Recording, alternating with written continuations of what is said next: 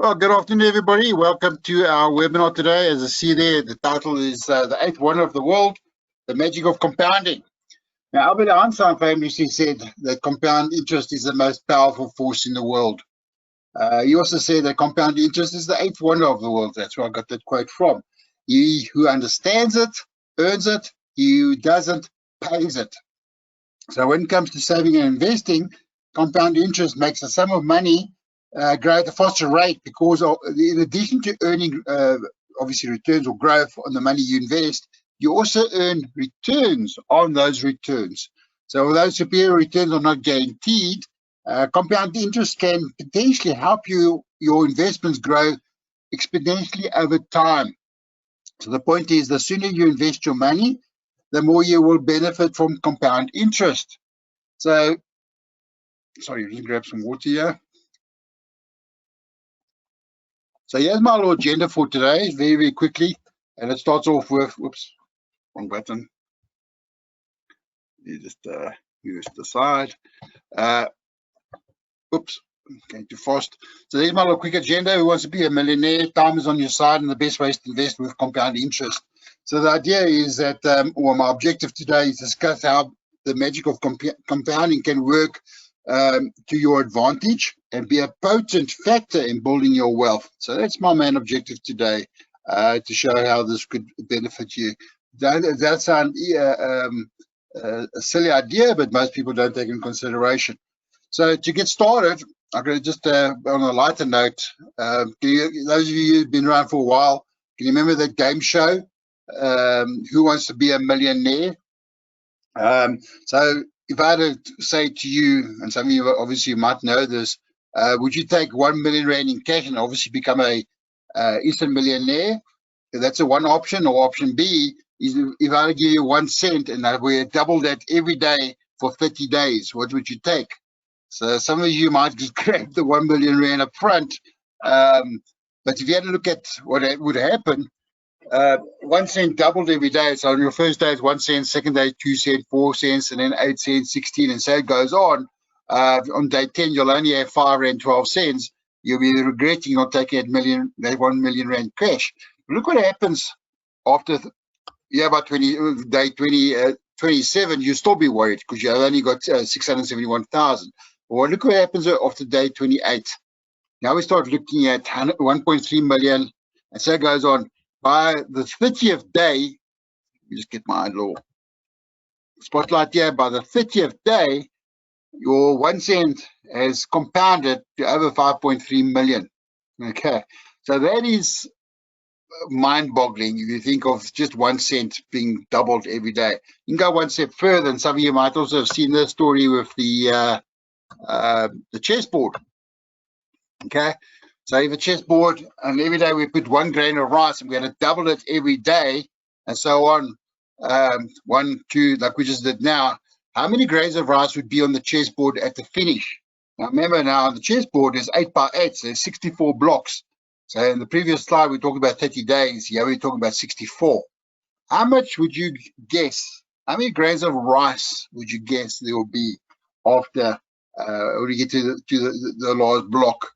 Okay, it's a nice big number, and it works out to, and some of us, so some past presidents won't be able to say this number, but basically it works out to what they call 18 quintillion, 446 quadrillion, 744 trillion. So it goes on. Okay, but bottom line, it works out to be about 2,000 times world production of rice. In other words, be much more than most people would expect.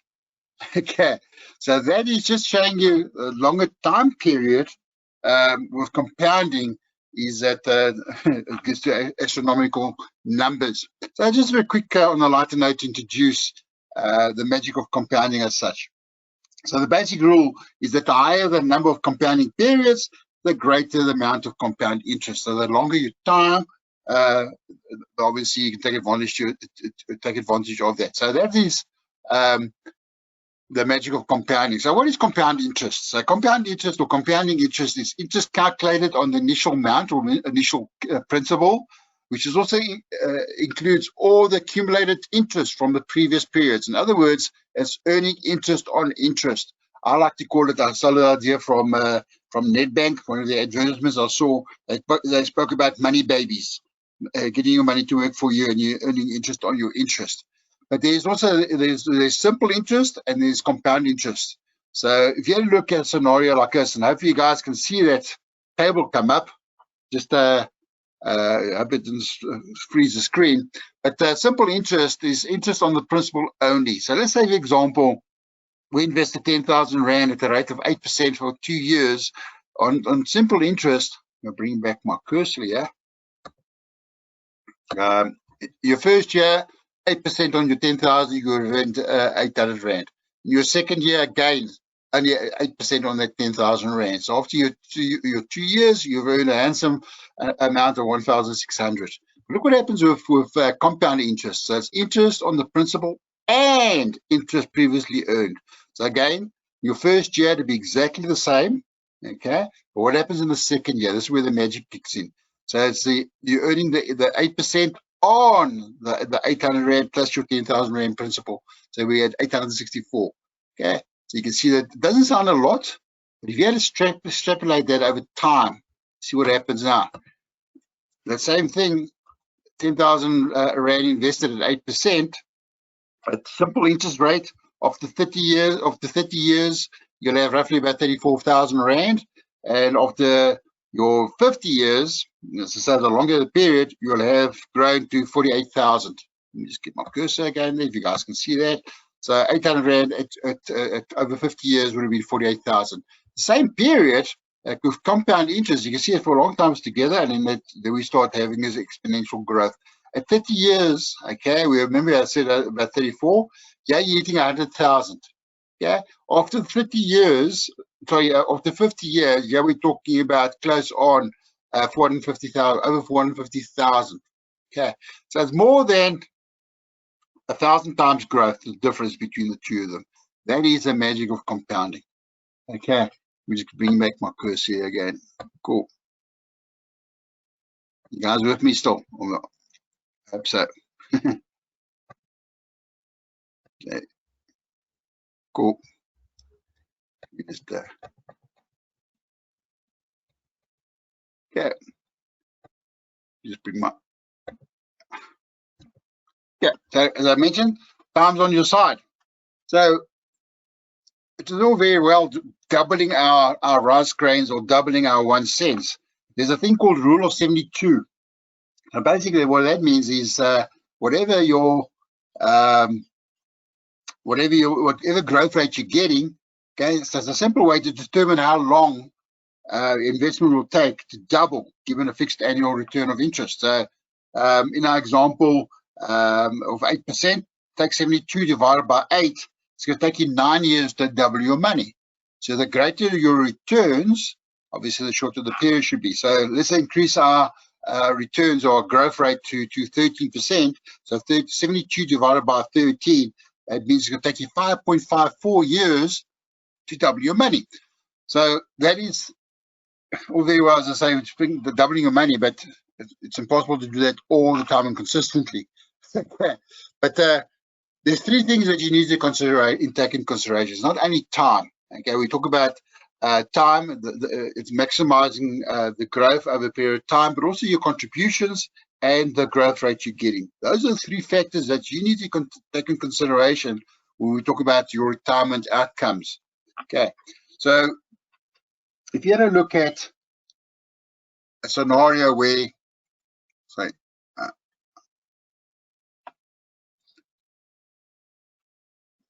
where we go. Okay, so there's 3 scenarios. Either you're going to start too late, or you save too little, or you're investing too conservatively. All those 3 scenarios is very toxic to retirement, to your retirement. So as soon as those of you who are a bit younger, or you got young children just starting out working, as soon as you start working and you earn your very first salary check, your paycheck, starting investing that. As soon as, the earlier you start, the better. Last month we spoke about, in the youth month, we spoke about longevity and investing for the youth. But if you start investing during your 20s, your money has plenty of time to grow and earn interest before you retire. If you only start investing in your 40s, you only roughly got about 20 years to get your money to work for you. So then you need to consider the other two factors. If time's not in your favor, then you need to consider contributions and also obviously the risk. And I found that I had a call this morning again at someone that wants to invest, but he wants to invest for 1 year in money market. And obviously, we've seen all the interest rate cuts at the moment, and we gave him an interest rate of about 3.62%. And he says, no, it needs higher than that. If you want higher, you need to go for higher, to take on higher risk. He didn't want to take on higher risk. So those are the kind of things you need to consider. If you're losing out on the compound interest, you need to obviously take into consideration either increasing your premiums or your contributions or taking on higher risk. Okay. So the main thing here I want to highlight for you guys is that those three scenarios. I mean, let's say, for example, we've got two investors, investor A, investor B. Investor, he starts when he's 20 years old, so until the age of 45. So he's got 45 years to go before he retires at the age of 65. He's only investing 500 Rand a month, whereas the investor that starts 15 years later has to invest, well, in this scenario, 5 times more, okay, to get to the same scenario. So he's only got a 30-year time horizon, okay. You can see the difference here. It doesn't seem a lot, okay. Because remember, this investor only started with 500 Rand a month because of times on his favor. So that's the impact of starting at the early age. You can make it more affordable for yourself. Okay, the earlier you start, that's a big advantage. So yeah, 9 million might sound a lot, but in today's money, only works out to 4,830 Rand in today's money, in today's terms. Okay, so investor C, now this is the impact of contributing much more on a monthly basis. So they're both 45, so I only got 20 years to go. Okay, got 20 years to go before retirement. So as I said, you either have to increase your contributions or take on higher risk. I don't know why it keeps on jumping. So in this scenario, investor A is putting 2,500 Rand a month away, and after 20 years, his portfolio at the age of 65 would have grown to about 2.5 million, which from a monthly income point of view would be equivalent of 5,500 Rand. Investor B, same investor, if he had just increased his premiums or his contributions about 5,000 Rand a month, and by the way, sorry, I meant to mention this, is in this context here, we're talking about contributing to a retirement annuity. A retirement annuity, obviously, you get a big advantage of your contributions being tax deductible. That's number one. And obviously, within that wrapper, it's more tax efficient. So, sorry, I meant to mention that's the context I'm talking about. So, by doubling these contributions, you see, yes, his end amount will be doubled, but also look what happens from a monthly income point of view. We're talking about 11,000 Rand. Okay, which makes it a bit more. You can stomach a bit more. They can live on that kind of money. Investor E, investor F. If you had to increase the growth rate, so you had investor A investing, maybe they're both the same period, same age, investing for the same period, 20 years, but investor A on his portfolio is only getting 9%, the other one's getting 13%. Look at the big difference here. Okay, it doesn't seem a lot, only about 2 million Rand difference, but look at the difference here. It's 5,000 Rand a month in income. Okay, so where are the best places to invest for compound interest? So we can look at putting your money in the bank, and I took us from APSA's website last week, and unfortunately the only information I had was until the 22nd of May. Okay, but if you had to put a lump sum, 1,000 Rand for 8 days, you get 3% up to 19 months. Between 4.5 and 7%. So this obviously would have been adjusted now with the latest interest rate cuts. But even look at a big lump sum up to 100,000 Rand, between 3.75% and 4.75% for a 36-month fixed deposit. So yes, there's a place in your investment for a fixed deposit, maybe for short-term, your emergency fund, whatever the case might be. But as you move up, as I say, this is putting your money in the bank. Yeah, classic compounding vehicles. That's what a lot of people think. And especially if you're looking at this, with your time horizon is only 1 year, you want to park something, they look at fixed deposit. But those are the kind of rates you're getting in the banks at the moment. So I went a bit further and say, okay, let's look at putting your money into either a bond fund or an income fund or into a money market fund. And I just did a quick little comparison between the three of them. So your returns are slightly a bit higher, okay? So slightly a bit higher than you'll get in the banks, but it's another way of just diversifying the risk or spreading the risk in a different asset class by putting your money into a money market or an income fund or a bond fund. So you can allocate some of your funds to that. And then the stock market has always been one of the better performing asset classes over the long term, especially as I say, the share market. And yeah, I've done also a quick comparison with unit trusts. So remember, this is non-interest bearing investments. So I'm looking at various equity funds, and you can see, yes, the last few years haven't been very good. Okay, so the trend has been to moving the funds out of equity into money market and income funds, but you can find that the funds are slowly moving back again. But this is, again, just within your asset classes, you can have exposure to the equity market, and this is one way of doing it, is through unit trusts. Okay, and then some of you might be going the direct route and having a share portfolio. This is a example of a portfolio, a direct share investment, where you're managing your portfolio yourself. So you can see there's 14 shares in this portfolio. It's been going for a long time. This person, I know that, for example, works for the JSE. That's why he's got a high percentage of his money in one particular stock. Ideally, you don't want to have more than 20% in one particular stock. You can see it's a nice little spread. But this portfolio, on average, I can't remember how long this portfolio has been growing, but there we're talking about 53% growth. That's average. So some shares have been gone up, and some shares have gone down. But if you're growing your portfolio by an average of 50% per year, you're doing pretty well. Okay, and what's one of the other big advantages of having a share portfolio, and same with all the unit trusts in that, is you've got the added advantage of having dividend income, number one, and number two, growth in those dividends. So yeah, I want to use the example of Sanlam. Okay, he's got 10,000 Sanlam shares, and over the last 20 years, okay, this is Sanlam, okay, from 1999, that's the first dividend was paid. It was a special dividend until most recently, the 12th of March, okay. If you add that all up, the dividends amounted to 13 Rand 11 cents. If you had 10,000 shares in Sanlam right from the beginning, that amounts, just on Sanlam alone, in the last 20 years, you received 131,000 Rand just in dividend income. So you take that money now and reinvest it, because you see sitting with a lot of cash here, there's a lot of opportunities to buy more funds, more shares. It's got quite a diversified portfolio, a lot of mining stocks in here, and there's some financial stocks and some industrial stocks. But it's a nice way of, again, to say, add those funds into your portfolio, if the dividends reinvested, and you can go buy more of the existing shares, or obviously sell the shares that you don't want anymore, be it for fundamental reasons, whatever the case might be. But that portfolio will grow over a period of time, 50% per annum. On average, you're doing pretty well, and your dividend income. Okay, so that's just where the magic comes in. You can go one step further.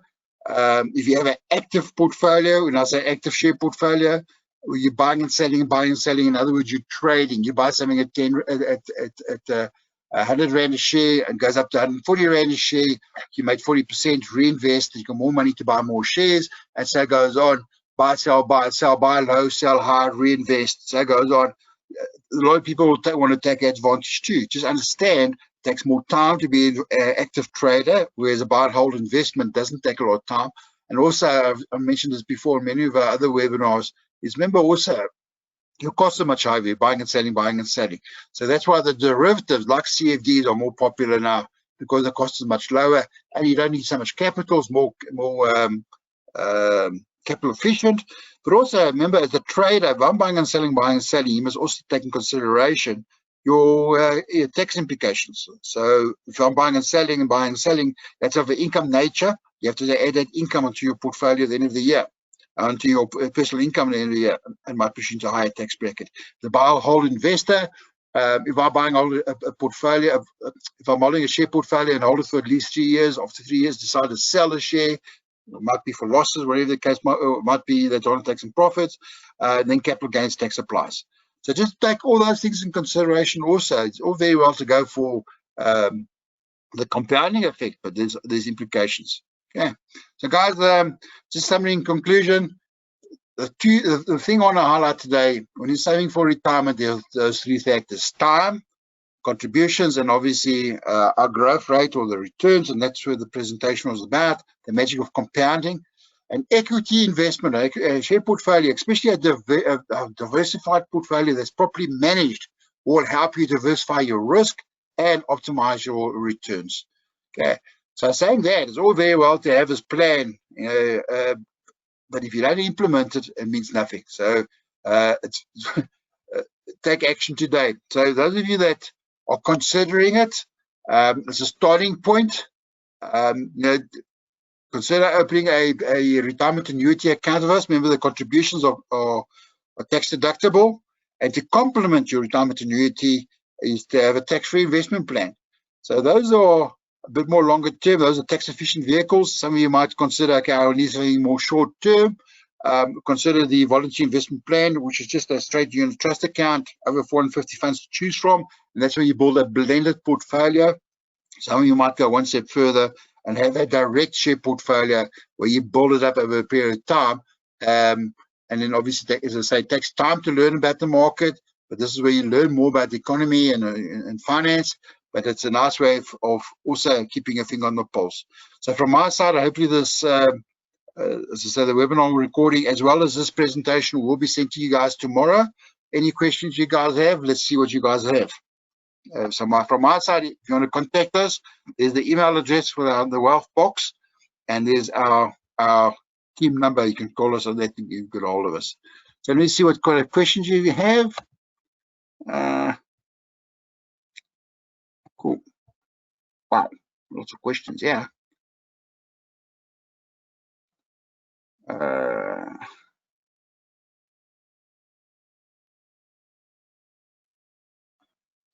Love to sit in with smartphone. You disabled it. Cannot not be allowed in. I don't know about that. Sorry, Mr. Ferreira. I don't know about smartphone.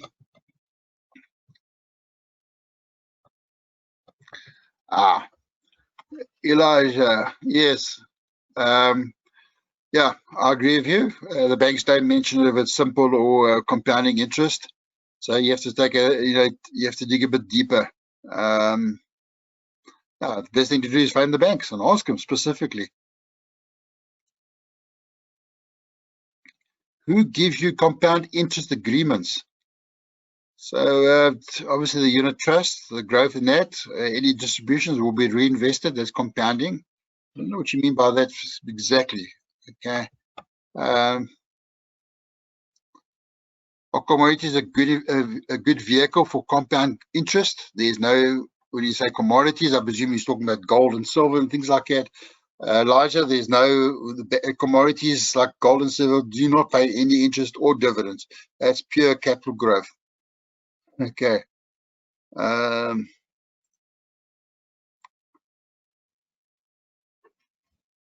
So yeah, just to get these other questions here. I hope that answers your question, Elijah. What would be the ideal fund to look for my son's studies for university? If I is, I'll answer your email. I see you've left already.